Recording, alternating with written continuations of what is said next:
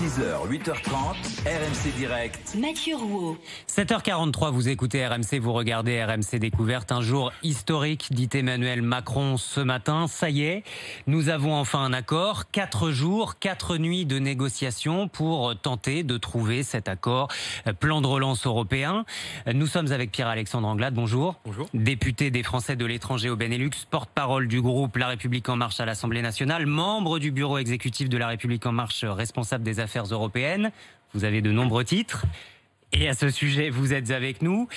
Avant de vous entendre, Pierre-Alexandre Anglade, et de commenter ce qui s'est passé cette nuit, un éclairage avec Emmanuel Le Chypre. Bonjour Emmanuel. Bonjour. C'est historique. Pourquoi c'est historique, Emmanuel? Alors, c'est historique d'abord par les sommes en jeu. 750 milliards pour relancer l'économie européenne après cette crise de Covid-19, c'est du jamais vu. Et puis, ce qui est vraiment historique, c'est que pour la première fois, l'Europe va s'endetter en son nom commun. C'est-à-dire que ce ne sont plus chacun des pays qui vont s'endetter individuellement, c'est vraiment l'Europe qui va s'endetter globalement. Et ça, sur la partie donc subvention, c'est-à-dire cet argent qui sera donné aux États, 390 milliards d'euros effectivement. Et puis il y a deux avancées qui sont aussi réelles, mais peut-être plus modestes.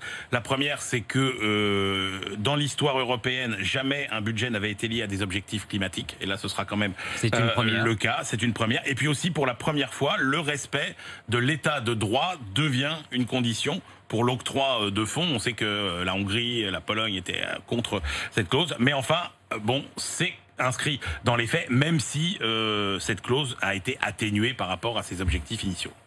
Alors, 390 milliards, oui, pour les subventions, ça veut dire que les pays qui recevront n'auront pas à rembourser. Et puis, 360 milliards de prêts, où là, chaque pays qui voudra bénéficier de cet argent devra rembourser. Mais sur les subventions, Pierre-Alexandre Anglade, finalement, qui va les payer?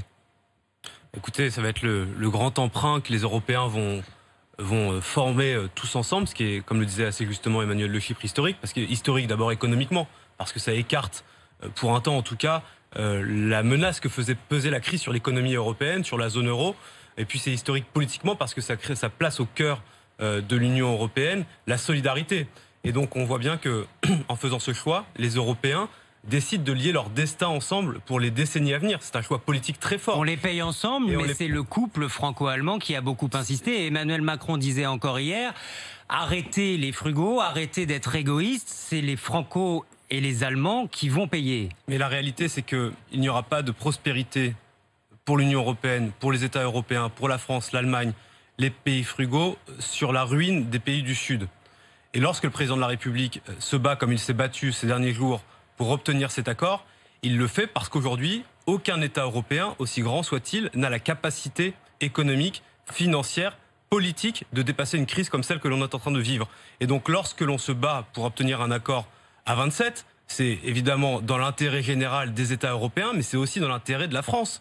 Parce que la France va récupérer quoi, 38, 40 milliards sur environ 40 milliards, on verra le détail précis, mais c'est environ 40 milliards. Ça va venir abonder notre plan de relance. Le plan de relance, c'est 100 milliards d'euros. Vous voyez bien que 40 milliards sur 100 milliards, c'est absolument conséquent.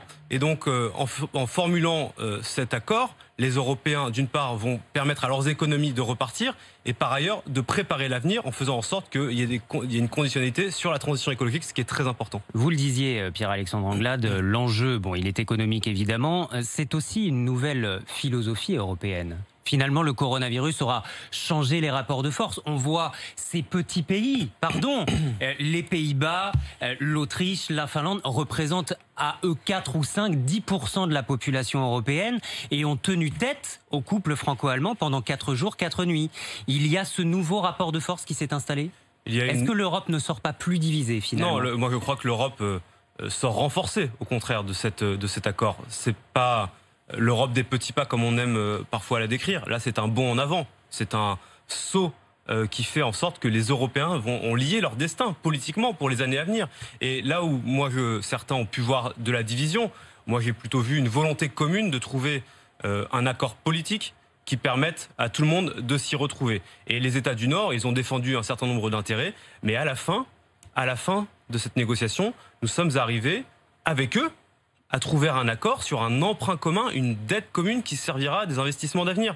Et ça, il y a encore quelques semaines, c'était absolument impensable. Quand le président de la République l'a proposé dans son discours de la Sorbonne il y a ça 3 ans, personne n'y croyait, absolument personne.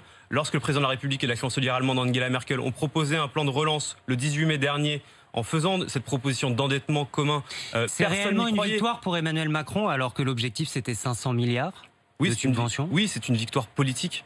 C'est une victoire politique parce que cet accord, il est le fruit, je le crois, de la volonté inlassable du président de la République et de la chancelière Merkel d'arriver à un emprunt commun, d'arriver à une dette commune pour financer l'avenir, pour faire avec en sorte des que, conditions.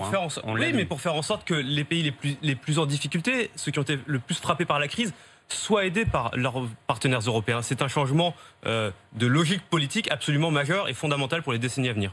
Pierre-Alexandre Anglade, tout ça, ces négociations ont retardé quelque peu la composition finale du gouvernement. On a aujourd'hui 16 ministres, 14 ministres délégués, un secrétaire d'État. On va peut-être finir avec un gouvernement à 35 ou 40 membres, puisque d'autres secrétaires d'État vont être nommés. Vous avez vu Jean Castex hier soir, non? Il était devant les députés de la majorité. Oui. Il vous en a parlé? On vous a proposé quelque chose? Non, on ne nous a pas parlé de remaniement, mais vous avez raison, là, il reste un certain nombre de secrétaires d'État à nommer pour que le gouvernement de Jean Castex soit complet. Mais moi, je note qu'il y a déjà un gouvernement qui est conséquent, avec des ministres, avec des portefeuilles, des attributions importantes. Ils sont on au peut travail. rester efficace quand on est 40 autour d'une table en Conseil des ministres. D'abord, tous les ministres ne participent pas au Conseil des ministres. Vous savez que les secrétaires d'État n'y participent pas systématiquement.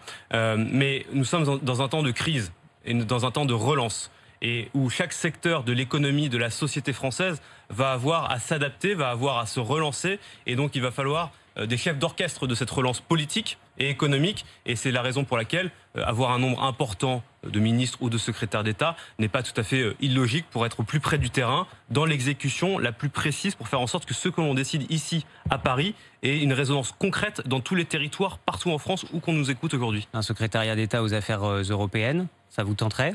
Mais moi, je suis très heureux dans la fonction de député qui est la mienne. Je suis très heureux de ce que je fais pour mes concitoyens et de servir de cette façon-là. Si on vous appelait au ministère de l'Intérieur, vous travailleriez avec Gérald Darmanin ? Et Gérald Darmanin est le ministre de l'Intérieur. Gérald Darmanin mène une action résolue sur l'ensemble du territoire français. Il a la confiance du président de la République, il a la confiance du Premier ministre et il a la confiance de la majorité. Ça n'est pas un boulet?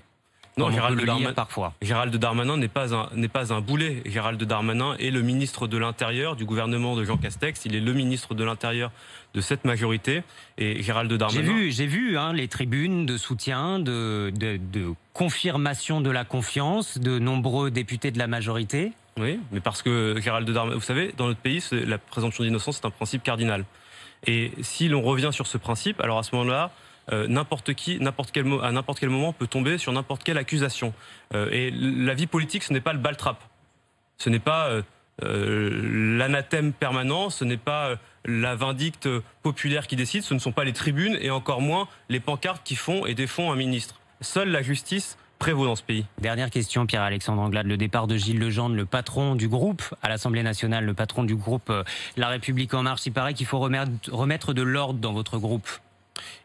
Cet avis ? Nous sommes à 2 ans de l'élection présidentielle, confrontés à la crise la plus grave que notre pays et l'Europe et le monde entier aient connue depuis la fin de la Seconde Guerre mondiale, voire 1929, avec des changements politiques qui sont intervenus partout. Premier ministre, au gouvernement.